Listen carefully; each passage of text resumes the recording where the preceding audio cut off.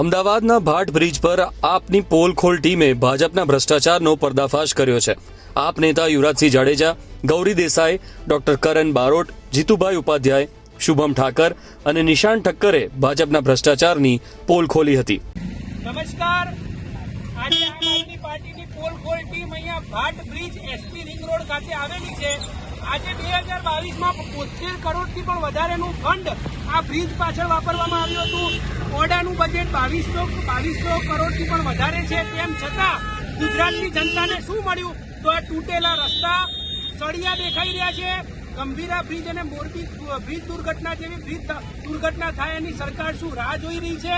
ગુજરાતના super CM હર્ષ સંઘવીને કહેવા માંગીએ છીએ કે તમારા રાજની અંદર ગુજરાતની પ્રજાના ટેક્સના પૈસા ભ્રષ્ટાચારના નામે ભારતીય જનતા પાર્ટીના મળતિયાઓ ખાઈ જાય છે।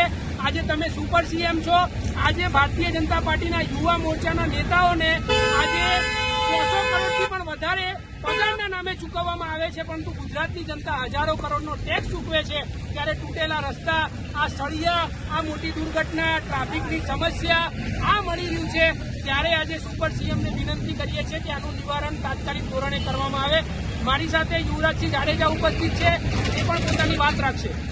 ગંભીરા બ્રિજ પાર્ટ 2 ન બને એના માટે આ માધ્યમથી સરકારને વિનંતી કરીએ છીએ કે તમારા જે ભ્રષ્ટ અધિકારીઓ છે, તમારા જે ભ્રષ્ટ નેતાઓ છે, એના બાબતે આજે આ કહી શકાય કે આ બ્રિજ જે અત્યારે ગંભીર હાલતમાં, જર્જરિત હાલતમાં, જેથી કોઈ પણ મોટું વાહન નીકળે તો આખો બ્રિજ વાઇબ્રેશન મારી રહ્યો છે। એટલે આ બ્રિજની પરિસ્થિતિ ખૂબ ખરાબ છે। એટલે ભવિષ્યમાં આ બ્રિજ જો પડ્યો અથવા તો કોઈ પણ મોટી જાનહાની થઈ તો એના માટે જવાબદાર ભ્રષ્ટ ભારતીય જનતા પાર્ટીના નેતાઓ, એના કટકીબાજ કોન્ટ્રાક્ટરો અને અધિકારીઓ રહેવાના છે। કેમ કે આ દુર્ઘટના એ માનવ સર્જિત દુર્ઘટના કહેવામાં આવશે અને કુદરતી દુર્ઘટના કહેવામાં નહીં આવે તો મોટી જાનહાની ટળે। એના માટે આ પોલખોલ ટીમ આજે તમારી પાસે વિનંતી કરી રહી છે કે તાત્કાલિક ધોરણે આ બાબતનું નિરાકરણ લાવવામાં આવે અને આ બ્રિજ જે છે એનું ફરી વખત સમારકામ કરવામાં આવે। 72 કરોડનું બજેટ એ કોણ ખાઈ ગયું તે પણ તપાસ કરવામાં આવે।